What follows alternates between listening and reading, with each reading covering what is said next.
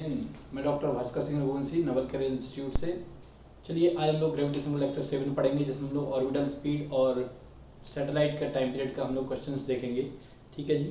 पिछले लेक्चर में हम लोगों ने पढ़ लिया था what is orbital speed under root GM/r nearby satellite के लिए, in short under root GR in the terms of density घनत्व के रूप में ये हो गया।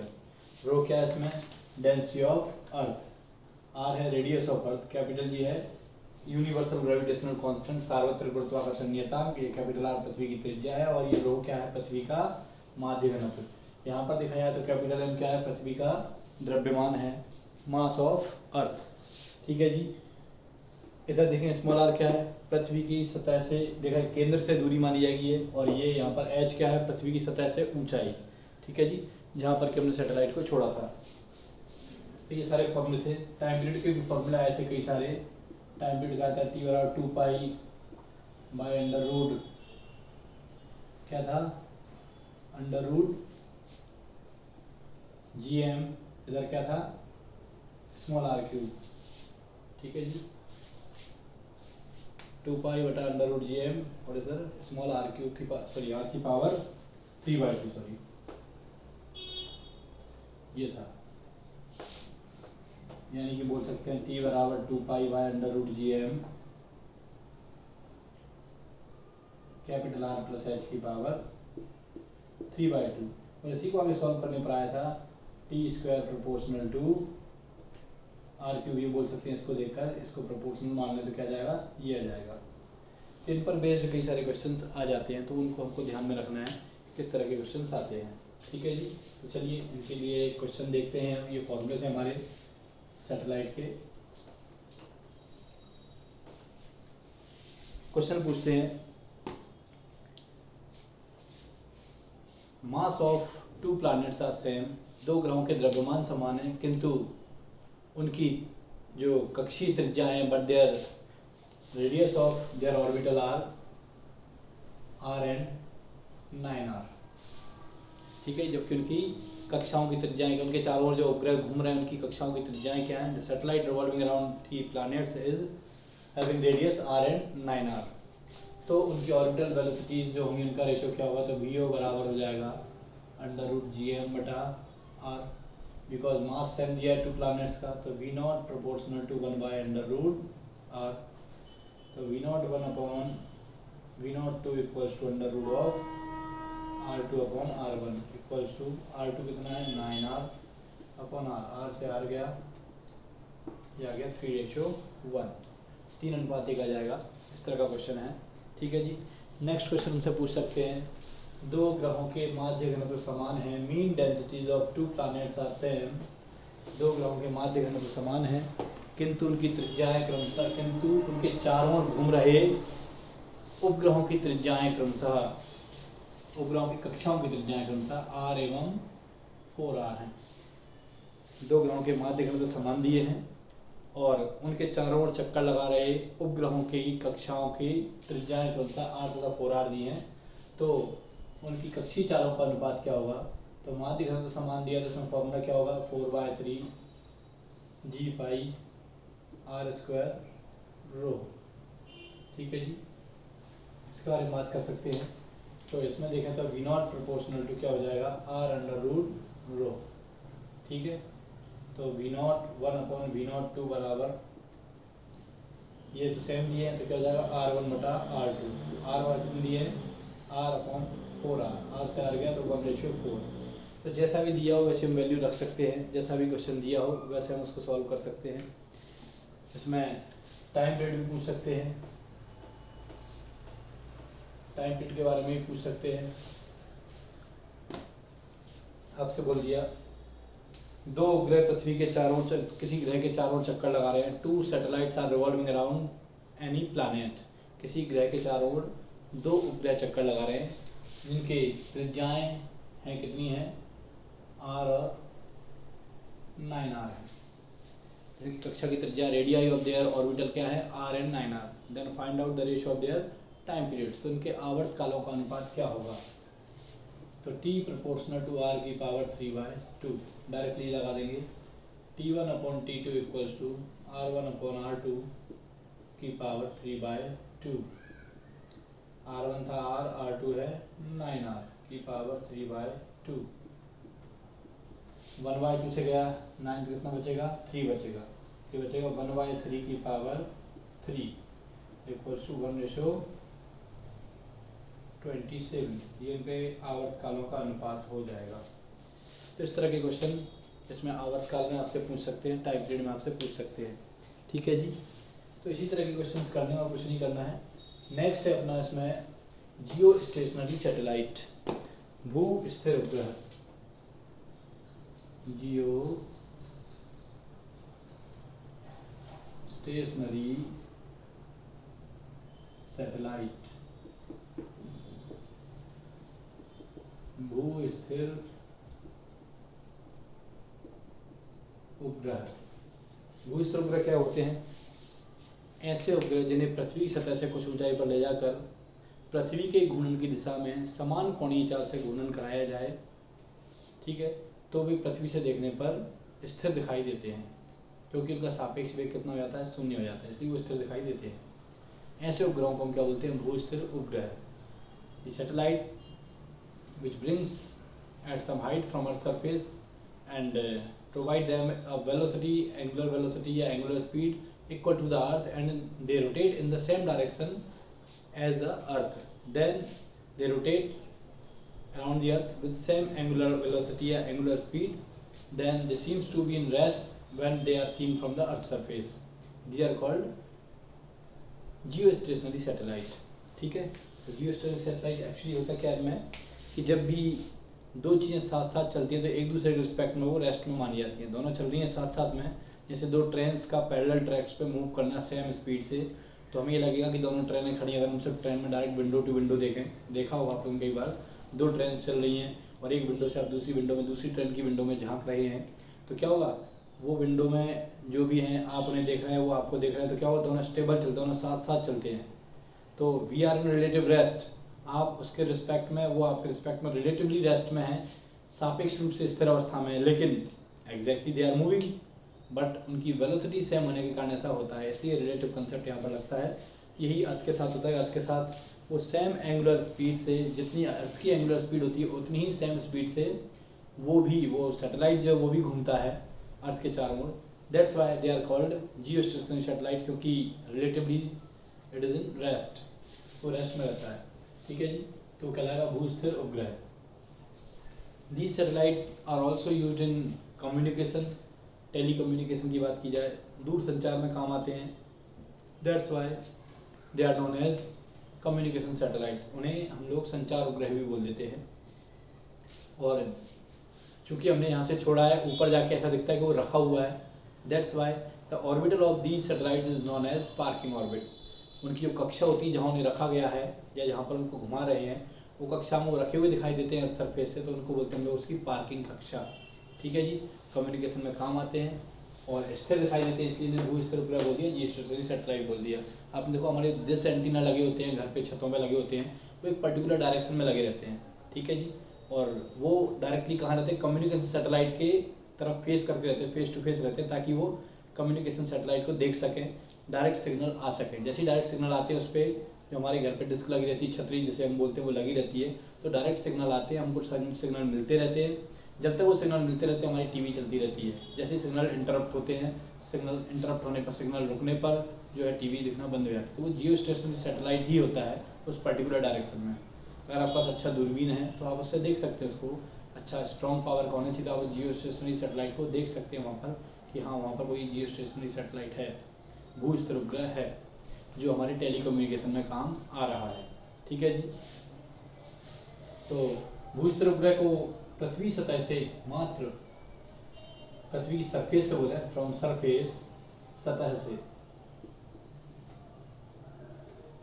मात्र 6R ऊंचाई, नियरली 36,000 किलोमीटर, इतनी हाइट पे स्टेबल करते हैं। ठीक है। और from the centre of earth, पृथ्वी की सतह से, पृथ्वी के केंद्र से, सेंटर से अप्रोक्सीमेट 7R हाइट पर, यानी कि 42,000 किलोमीटर हाइट, इतनी हाइट पर इनको स्टेबल करते हैं। This is from earth surface, this is from centre of the earth. ये पृथ्वी की सतह से, पृथ्वी के केंद्र से इतनी ऊंचाई पर इनको स्थापित किया जाता है और ये वहाँ पर पृथ्वी के समान कोणीय चाल से घूमते हैं। They revolves around the earth with the same angular velocity as the earth. तो ये स्टेबल दिखाई देते हैं, इनको यहाँ पर ऐसे स्टेबल करते हैं। इनका टाइम पीरियड कितना होगा? इनका टाइम पीरियड सेम अर्थ के समान होगा, 24 आवर्स होगा, 24 घंटे होगा, बिकॉज ये अर्थ के समान ही स्पीड से घूम रहे हैं। तो जितनी देर में पृथ्वी अपना एक चक्कर पूरा करती है, ये भी अपने एक चक्कर पूरा कर लेंगे, मीन्स इन 24 आवर्स। मान लीजिए अगर ये स्टेबल नहीं होते, ये कुछ अलग वेलोसिटी से घूम रहे होते, तो हमारे दिस एंटीना क्या होते, इनको ढूंढते रहते। फिर ऐसा कुछ करना पड़ता है इसमें दिस एंटीना में कि हमारी डिस्क जो है वो घूमती रहती है, रिवॉल्व करती रहती है, ढूंढती रहती है, हाँ ये सिग्नल मिल गए, फिर कैच किया, फिर इधर पहुंच गए, फिर कैच किया। तो ये स्थिति होती, तो काफ़ी मतलब प्रॉब्लमेटिक कंडीशन आती। दैट्स वाई इनको इस तरह से स्थापित किया गया, इस तरह से इस्टेब्लिश किया गया कि दिक्कत ना है। हाइट भी सफिशिएंट रखी गई है, ठीक है जी। तो ये हो गया जियो स्टेशनरी सैटेलाइट। नाउ आइए आगे बढ़ते हैं, इनमें ये चीज़ें पूछी जाती हैं जियो स्टेशनरी सैटेलाइट में। तो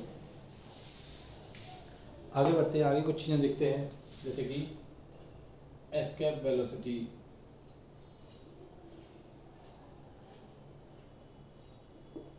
पलायन वेग।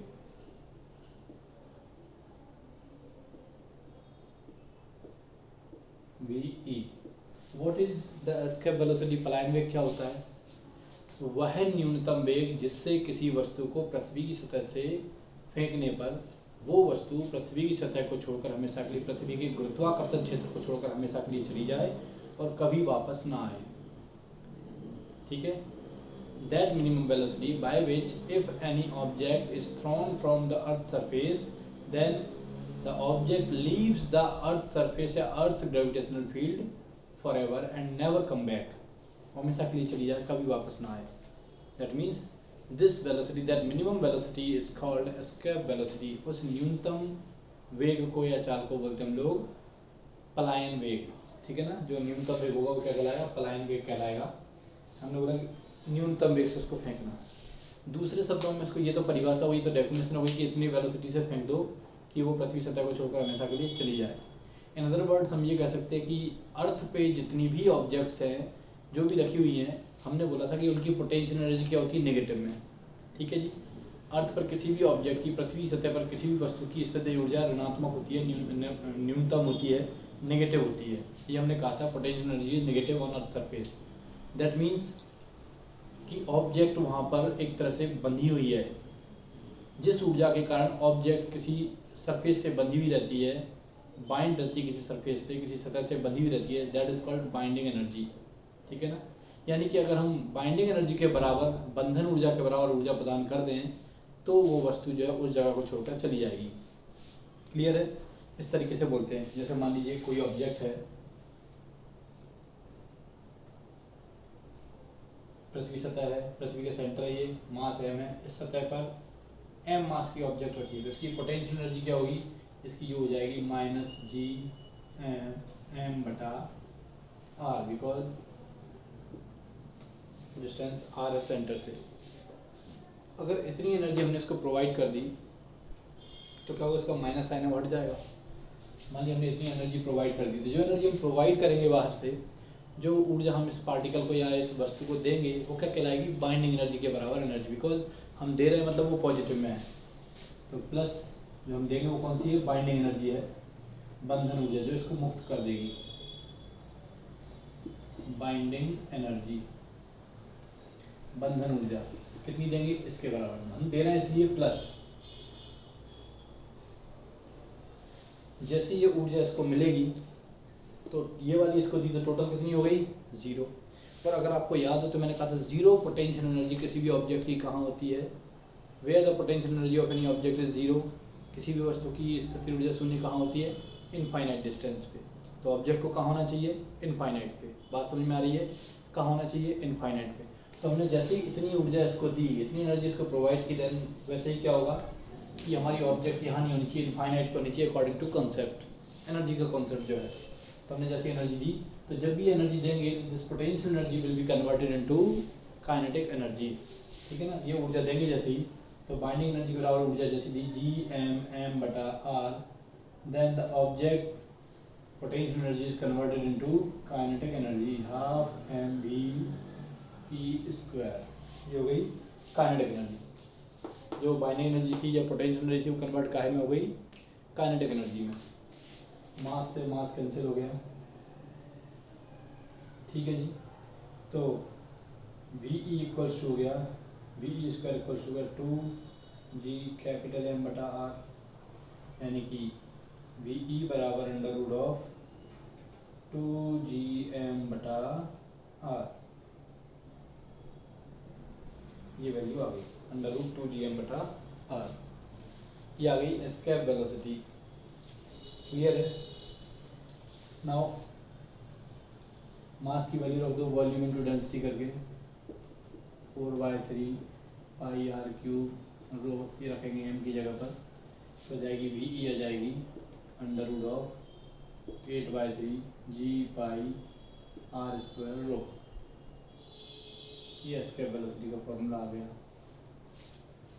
या V E directly proportional to R under root rho, just like orbital speed. Proportional में देखा है तो सेम आएंगे, ठीक है। और क्या देख सकते हैं, पृथ्वी सतह से बात कर रहे हैं, जी एम बराबर जी आर स्क्वायर होता है, सिंस जी एम बराबर जी आर स्क्वायर, तो इस फॉर्मूले में वैल्यू रखेंगे तो देखना क्या होगा, इसलिए वी ई बराबर under root 2 GR square upon r, एक आर से आर गया तो वी ई कितना आ गया अंडर रूट 2 GR। क्लियर है? और जब इसकी वैल्यू रखी तो ये आएगा वी ई अर्थ सरफेस पे कितना आएगा 11.2 किलोमीटर पर सेकेंड, 11.2 किलोमीटर पर सेकेंड आएगी ये escape velocity from earth surface. यानी किसी भी ऑब्जेक्ट को फेंको, इसमें एस्केप वेलोसिटी में और ऑर्बिटल वेलोसिटी में अगर आपने एक सिमिलरिटी देखी हो तो दोनों ही वेलोसिटी जो है, दोनों ही वेग जो हैं कभी भी वस्तु के द्रव्यमान पर डिपेंड नहीं कर रहे। जिस ऑब्जेक्ट को आप सैटेलाइट बना रहे हो उसके मास पर डिपेंड नहीं है, ऐसे यहाँ पर भी जिस ऑब्जेक्ट को आप फेंक रहे हो उसके मास पर ये एस्केप वेलोसिटी डिपेंड नहीं करती। मतलब आप एक छोटे से पत्थर को फेंकिए, 1 ग्राम का हो, 10 ग्राम का हो, 0.1 ग्राम का हो, मिलीग्राम का हो, उसको फेंकिए, चाहे आप हाथी को उठाकर फेंक दीजिए, हाँ सिमिलर थिंग है। हाँ हाथी भले ही बड़ा है, भारी है, लेकिन उसको फेंकना है। अगर आपने 11.2 किलोमीटर पर सेकंड की मात्र इतनी सी वेलोसिटी को फेंक दिया ना, तो हाथी वापस नहीं आने वाला है, ध्यान रखना। क्लियर है? चाहे इतने से पत्थर को फेंक दीजिए, because it is equal to escape velocity. ठीक है जी। तो दोनों ही जो हैं, चाहे अपन ऑर्बिटल वेलोसिटी की बात करें, कक्षीय चाल की बात करें, चाहे अपन और उसकी बात करें एस्केप वेलोसिटी की यानी कि पलायन वेग की बात करें, दोनों ही स्थितियाँ ऐसी होती है, दोनों ही केसेस में मास ऑफ ऑब्जेक्ट पर डिपेंड नहीं करती दोनों वेलोसिटी। एक और चीज़ देख लेते हैं कि जो एस्केप वेलोसिटी है वो पलायन वेग जो है वो वस्तु को किस एंगल पर फेंक रहे हैं उस पर भी डिपेंड नहीं करती। यानी कि escape velocity is free from, independent from angle of projection of object theta की पावर 0, यानी कि वस्तु के प्रक्षेपण कोण पर भी निर्भर नहीं करती है, कितने भी एंगल पर फेंक दो, मास पर डिपेंड करती नहीं है, एम की पावर 0। किन किन पर डिपेंड करती है आपको बता ही दिया, according to condition small G small capital R radius of earth है, और अंडर रूट 2 GM बटा आर है, उसमें कैपिटल एम है मास ऑफ अर्थ है, या मास ऑफ प्लानट बोल सकते हो, किसी और प्लानट से आप फेंक रहे हो ऑब्जेक्ट को तो उसको भी कंसिडर कर सकते हैं हम, ठीक है ना। तो कोई भी चीज़ ले लीजिए, तो इन चीज़ों पर डिपेंड करेगी, इन पर डिपेंड नहीं करेगी। किसी भी एंगल पे फेंकिए, कितनी भी भारी वस्तु को फेंकिए, एस्केप वेलोसिटी पर कोई फर्क नहीं पड़ेगा। ठीक है जी। तो एस्केप वेलोसिटी के क्वेश्चन बाद में करेंगे, पहले एस्केप वेलोसिटी और ऑर्बिटल वेलोसिटी में रिलेशन देख लेते हैं, कक्षीय चाल और पलायन वेग में संबंध, ठीक है ना। कक्षीय चाल एवं पलायन वेग में संबंध।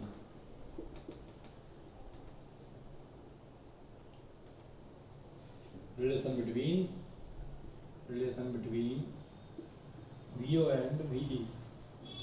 ठीक है, वेरी सिंपल फॉर्मूला लिख दो अपन तो सीधा सीधा, VO है रूट GR, VE है अंडर रूट 2GR, दोनों को डिवाइड कर दो, तो ये इक्वेशन फर्स्ट है, ये इक्वेशन सेकंड है, तो equation first divided by second, तो VO बटा VE बराबर अंडर रूट GR बटा अंडर रूट 2GR, GR से GR गए तो क्या हो गया, VE equal to root 2 VO, यानी कि VE इक्वल्स टू 1.414 VO।